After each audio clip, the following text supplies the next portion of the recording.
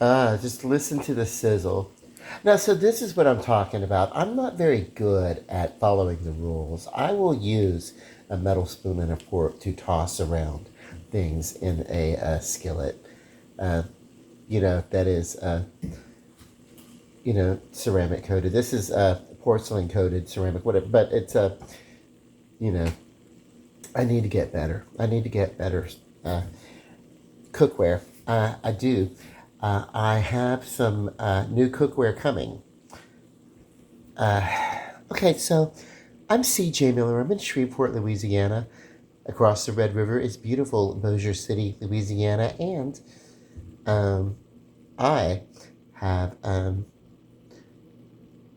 decided to treat myself this year with some new cookware. And the first thing I did was to order a new set of the Gotham Steel cookware. The same basic in red, ceramic coating, I found out. So yeah, I ordered that, the same kit. I ordered the same kit, 32 pieces, because it was basically the exact same price as it was 4 years ago. Then I also decided, I really like the way that the hammer finish on the Gotham Steel looks. And so I went ahead and I ordered that set. Uh, and it has all the pieces of the other Gotham Steel set that's going to be the complete stovetop set and the bakeware. Uh, and the only difference is the cookware is going to be in a copper hammer finish, and instead of the traditional red and copper finish. And so, yeah, so I will have plenty of cookware. And it works for me because when I do have people come over, I like to cook for a lot of people. And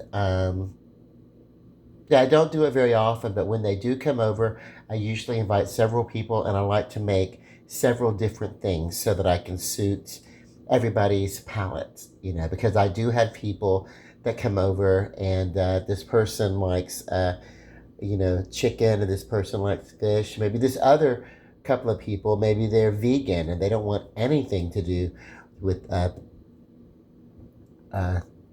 meat, so I can accommodate all of those different tastes. Um, I was really impressed, um, by those growing up, those big holiday meals growing up, the family gatherings, where just a little bit of everything gets made, everybody's favorites, and the worst thing is wanting to do that, and then maybe you don't have enough cookware. So you have to kind of compromise. And so I decided, you know what, let me just go ahead and I was going to get the Gotham Steel, the hammer finish, the hammered copper finish. Uh, but I started looking and I thought, for the same price that I bought that 32 piece cookware last year, and the 32 pieces, it's 20 pieces, but it's 12 pieces of storageware, you know. Uh, the same storageware that I still use, which is kind of like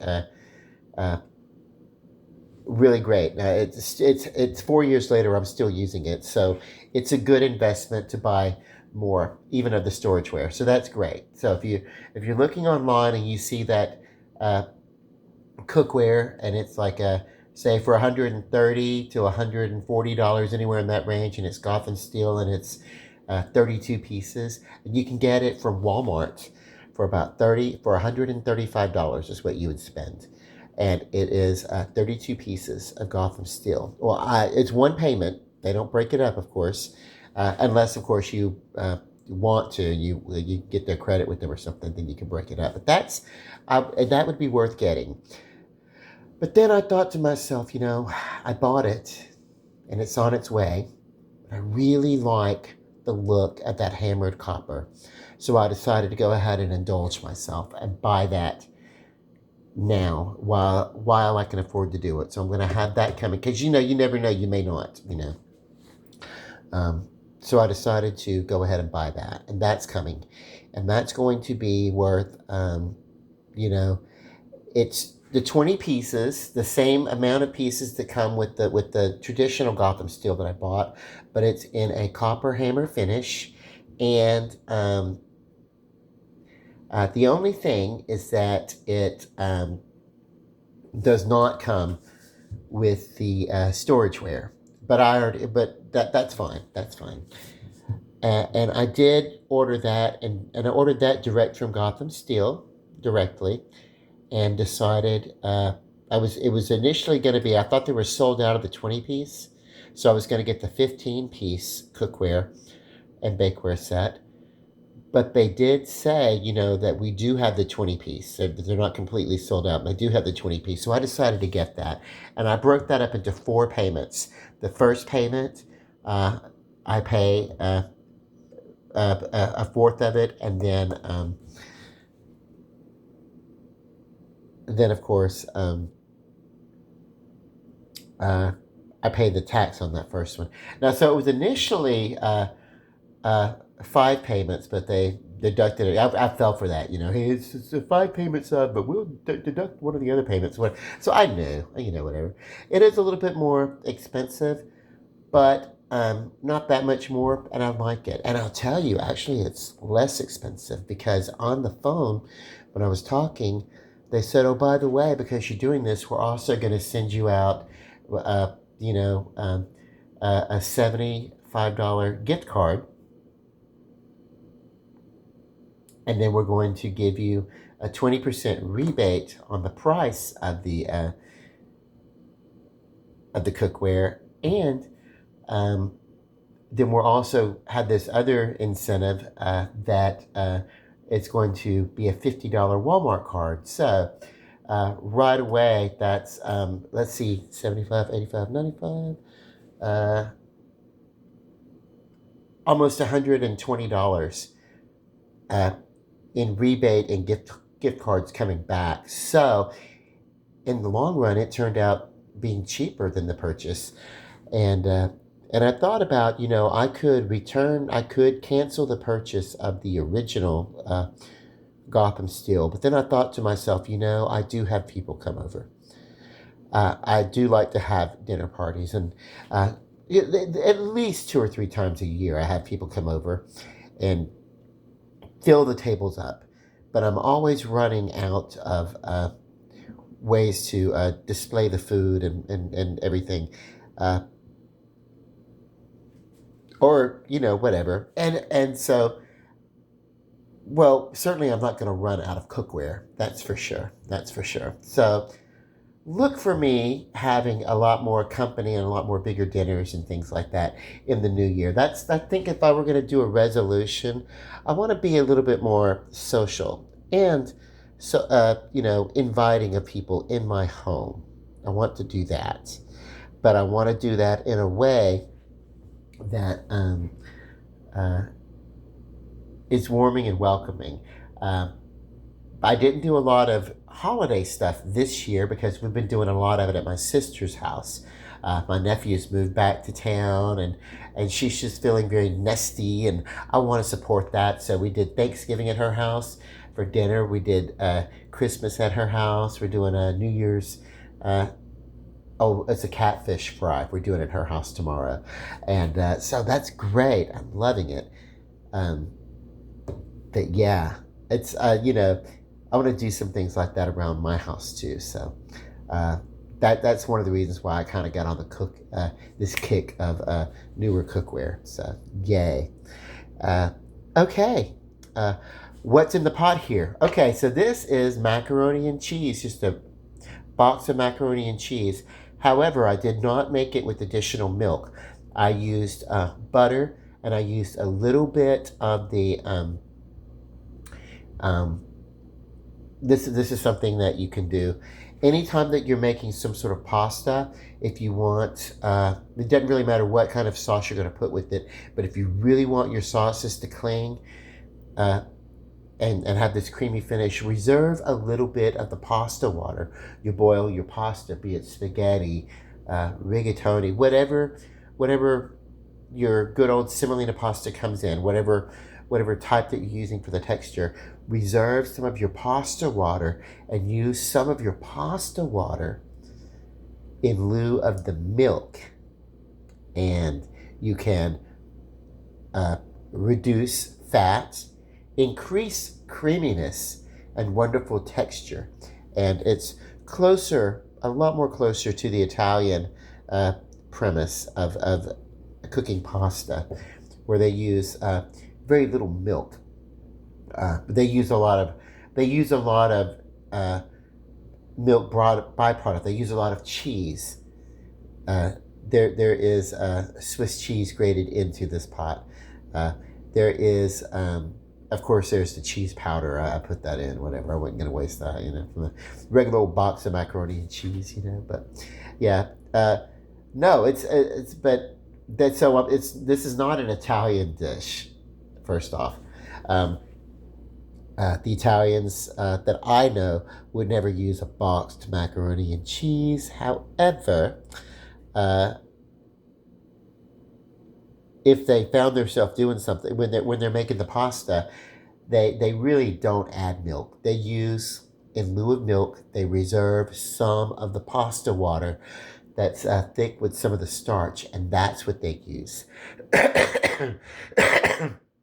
So it's a trade-off. You get the clinginess of the starch in lieu of uh, the extra fat from the milk. So, and you say, well, what about low fat or zero fat milk? Well, in that case, you may as well just be using water anyway, because you're not getting the fat and you're not getting the flavor anyway. So whatever. So anyway, this works for me because what I was going to do, and I knew, was put in lots of crisp bacon and Italian sausage into this, and just kind of like make a nice dinner with it. But I tossed it around once it got done. I kind of tossed it around using a fork and a spoon or whatever. So I have some of this cookware that I've used forks and spoons with. One of the things that I'm going to do in my new year is I'm going to get some nice cookware that is suitable for using in a ceramic coated pan. And I have learned, in doing my research today, I learned that Gotham steel is coated with ceramic. It's not coated with Teflon. So I've been treating it as if it were Teflon coating. And I've been like, the temperatures that I've been working with, it's been like, ceramic can handle, a higher temperature than Teflon without breaking down. But eventually, and there's no pro and con to this at all. I've seen people talk about it online, but Teflon will break down over time, and ceramic cookware will break down over time. There's no real bonus. There's a possibility of a little bit more longevity with Teflon, but I don't necessarily know that that's going to be an issue, considering I have this Rachel Ray cookware that this is in. Then I have the Gotham steel that I cooked the meat in, that I have. But then I also have two other sets of Gotham steel coming in. I probably really won't have to buy a new cookware for another 10 or 15 years, unless I'm just like, oh, gee, I need a lot of it, because I do love to cook. I love to cook. I love to have people come over, and it is my intention to be more social. And what's a better way to do that than to say, hey, now that I have this newer cookware that's coming in, let's put it to some use, And I realize that I have people in my life, and not everybody is in the shape to walk up to a third floor. That's okay. That's okay, because I can still cook a lot of food and take it over to their house too. Like, that's cool. That's cool. I wanted to be like, hey, I've got enough cookware so I can cook something in a pot, bring it over to your house, and we eat it. And then if there's still some that doesn't get eaten, that's okay. We can keep that pot at your house and then I can pick it up later and it won't bother me. I won't be like, where's my pot? Because I'll still have cookware back at home that's quite suitable. And I won't have to be like, you know how you have that favorite pan or something like that. That's something else that happened. I think it was on a Thanksgiving. I brought something over, and it was like, okay, but I need my pans back. They're my favorite pans, and I don't want to be without them for too long. So that's another reason I wanted to buy some more cookware so that I could be a little bit looser with those kind of things. Like if I make some food and take it over to somebody's house, uh, then I can receive it back uh, with a little bit of leisure and not with oh, by the way, if you don't, I need to get that back because I want to cook some other things with it, and I've only got uh, you know I've only got that one pot that's suitable for what I want to do. You know what I mean? So yeah. So the shortage of cookware in my home, which there really wasn't a shortage, but now there's going to be enough that I'll really be able to really enjoy it. And honestly,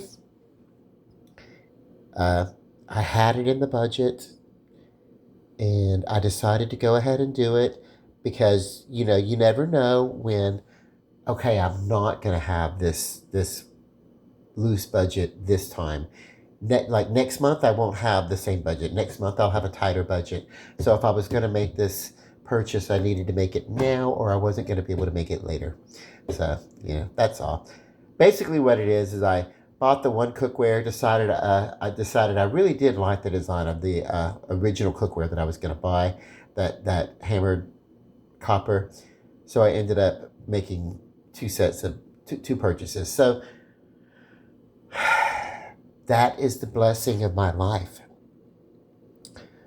Do I always make the best decisions? No. But here is where I can tell you that I wouldn't have this food before me today. And I would not have the pot to cook it in. Nor would I have been able to have my choice of pots that I have coming in the mail. I would not be able to do that if I were still drinking, if I were still doing drugs, if I were still acting out addictively, with those chemicals. I would not be able to make this type of decision. What type of cookware do I want to buy? And I can't quite decide, so I'm going to buy two sets of cookware. Um, so that's the quality of life that I have today, that I get to make those kind of decisions. And why am I talking about this now? Because by a complete accident, the the date on which I got clean was December the 31st, uh, 2008. Um, and that is just basically a day. Here, let me pause this. We need to have this conversation. Okay, so it's a tradition in my fellowship that on our the anniversary of the date in which we got clean, that we address and we speak to the group. But I really didn't want to do anything that that big of a. I didn't want to make that big of a presence this year. I just want to do something simple, So I'll do the traditional accolades and everything, but I'm not going to do a big talk or whatever. But I will say here, because enough people know that I'm in recovery, and I'm pretty candid about that. And so that is true. It is true that had I not gotten clean, and that actually was a date uh, that I came to in a hospital uh, in 2008, realized that I wanted off that roller coaster, or that cycle of do a bunch of drugs, burn out, uh, end up in some sort of clinic or hospital somewhere, and do that little routine where we shake back. I'm done with the drugs forever, and at least until I can find another apartment, and then as soon as it's safe, I start using drugs all over again, and reach out and find the same people and start, and that was a big cycle. And it was me getting my shit together, and then it was me losing my shit. It was a great big endless cycle, and it went on forever. It seemed like it was going to go on forever. And I don't know. Uh, but that New Year's Eve on 2008, I was in the hospital. Uh, I waking up out of some fog. I wasn't even sure. I'd been there for a couple of days. I wasn't aware of it. But what I did realize was this time it was different. That it wasn't. My concern wasn't, oh my God, now I've got to find another house, or it wasn't, oh my God, now I got to. It was a complete, just a doneness of it all. Okay, well, this I'm real, and it was, yeah, I didn't know what was going to happen. I just knew that there was going to be a change. I knew that. I knew that. And I was going to take a stance. And it started with my medical team. They would come around and they would start talking to me, and they'd be like, this is me just waking up. And they're like, oh, good. Are you ready to leave now? And I was like, hell no, I am not. I am not okay. I had to get really acknowledging of there was more going on with me than just drinking, partying, smoking too much weed. It was more going on with me than just too much drugs. Uh, that I really was an addict, and also that I really needed to get into acknowledgement of. Well, I've been told about being bipolar, but I really needed to get in there and find out what's my responsibility of taking care of my bipolar. You know, So, and this is me talking candidly about my experience. I'm not saying this is going to work for you. I'm not saying this is how it has to be for anybody. But for me, um, I had to look at the idea that, okay, bipolar, it's a disease. It's not my fault. An addiction, a chemical addiction, not my fault, right? Why I had to not do the whole why am I an addict? Why can't I just enjoy a good party like everybody else without totally screwing up my entire life? I had to look at it as, okay, I can't do that. The same way that some other people can't eat cake because they're type 1 diabetes and it might hurt them. As a matter of fact, this way of thinking helped me become asymptomatic with my diabetes type 2 that happened later in life. So, uh, but at this point, we're still talking about my addiction and my not being medically compliant, my not doing everything to take care of myself, to self advocate in the ways that I need to. And it was like, you know, I'm being given this information, but I realize it is my responsibility, mine, to implement and say what needs to happen. And and the first thing I did was I did not let the hospital, the clinic that I was in, uh, implement the practice that they do so often. Here, we got you. You've nearly killed yourself, and you're detoxified for a couple of days, and so we can sign you out. And I'm like, no, I've got real problems. I need real help. I need to go someplace where they can give me some real help, and I can get some real stability. And that's where it started for me. And and then from there, I got introduced or reintroduced to the concept of support groups. Spiritual based support group is great. Um, a 12-step support group uh, is great. What I'm saying is that the missing ingredient was this sense of identification and community. This whole idea that I was alone in this whole world, drifting around, um, trying to either maintain the using of drugs like a normal person and failing, or coming to the conclusion that I'm an addict. I also have a bipolar disorder, and trying to deal with that all by myself, it really wasn't going to work. I needed that identification of other people. And that's why I reached out to the fellowship that I reached out to. And thankfully, the willingness was real that I had within me. And come hell or high water, that was going to happen. I was going to, and if I came across in my life in the months or years shortly following that time in 2008, if I came across people that were not good for me, I did a hard line. It's like, like if I, if I, uh, even if I liked somebody, if I had a romantic interest in somebody, but I felt that being romantically involved with that person was not going to be good for my recovery, then that was a romance that was not going to happen. Nothing was going to come between me and my recovery, and that's how it has to be today.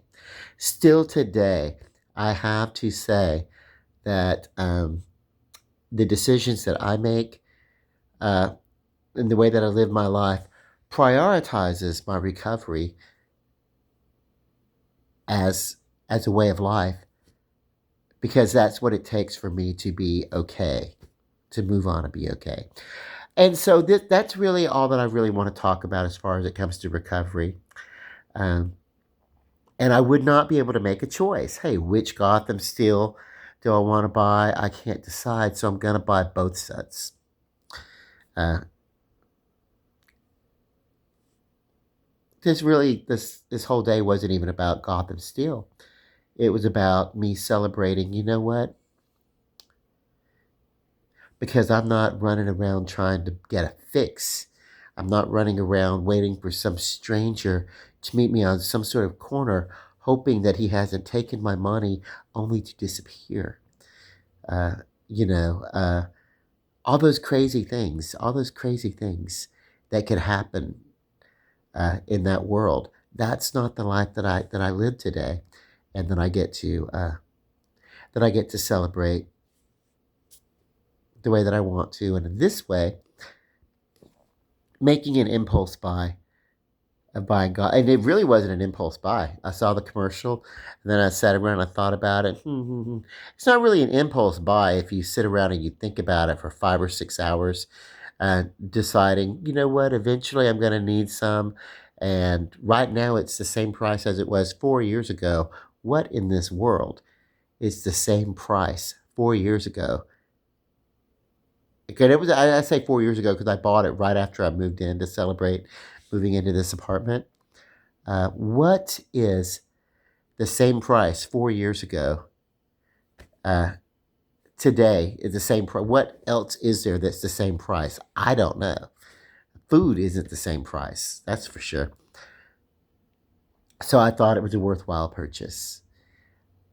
And then I really wanted the hammer copper look. And when I called just to see about it, and probably was going to buy it, but when I started talking to the person, and then they started talking about the rebates and what was coming back to me anyway, uh, in those gift cards and everything, when I figured all that up, then of course the answer is, oh yes, this uh, Gotham steel, hammered copper is definitely it's a really good bargain. So yeah, I'm gonna do it while I while I can afford to do it. So that being said, let me go mix up some of my mac and cheese with bacon and sausage. My humble meal, and it's a humble meal today because I love mac and cheese. It was always my favorite as a kid, and uh, we did it this way when I was growing up a lot. We're not even Italian, not that I know of. I don't know. But there were some times when we really didn't have, uh, everything that the box, which, if you just reserve a little bit of your pasta water, it provides its own creaminess, uh, through the starches that come off there. So try that sometime if you want to, especially if you want something that's more of a more of a pasta that's not like covered in a saucy cream, a saucy cheese, but you want it to have like you want to be able to see the individual. Like if you want more of a pasta salad type, uh, where you want to see the individual pieces of pasta or whatever underneath it. Try it and see what we're talking about. But let me go get a bowl and I'll taste it for you. But I already know it tastes good. Okay, so this is a way where we're going to be able to get a good adult flavoring of this macaroni by putting some Italian sausage of your choosing. It would be fine. Some bacon. Mm, it's a really good sausage, and you really might want to. You might want to take the bacon. You might want to cook it, make it crisper, and break it up into bacon bits if you want to. But it's really, oh my god, that's too much. You're gonna get a different. You're gonna get a different flavor with each bite. You can add things like if you want to. I did not, but if you want to add some aromatics in here, like a little onion, celery, bell pepper, carrot, something like that, you're gonna do great.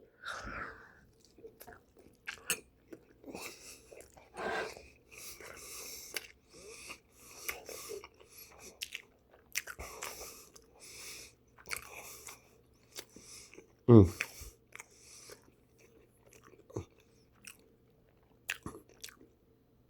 Like I said, in lieu of the milk, and I could have went to the store to buy milk. I just didn't want to. Uh, because I really prefer this treatment of a macaroni when I'm having it by myself.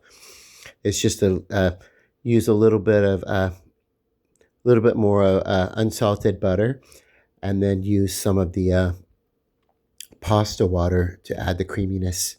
It's basically the same texture, and the cheese flavor actually is more pronounced, and it's not washed away by milkiness. And of course, I did put in bits of, you see the stringiness there.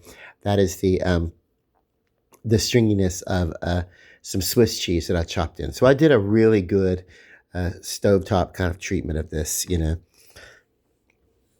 Can't eat this all the time because it is definitely an artery clogger, but once every couple of months. I haven't made like macaroni like this in a while, so.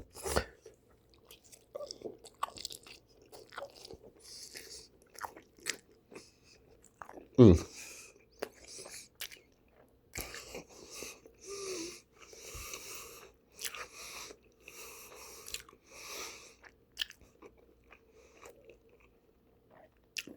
This is very delicious. Like I said, the one thing I maybe would have done um, is when I was cooking the bacon, maybe I might have cooked it because it's very well done, but it's not super, super crunchy crisp because I didn't want the flavor of a scorched, the burnt in pieces of bacon. I wanted to avoid that. But I still could have cooked it a little longer and could have got a little bit more crisper, but really it's fine. Uh, or I could have taken the bacon and I could have cut it up or broke it up more before I tossed it in with the pasta. Okay.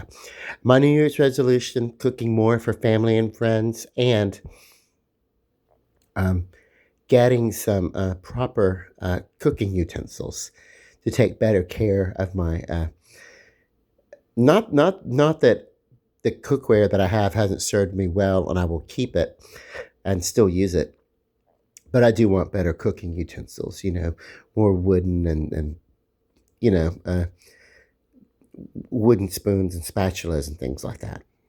Okay, love and light. God bless. And ciao bella. Oh, what do we say? Bon appetit. Bye.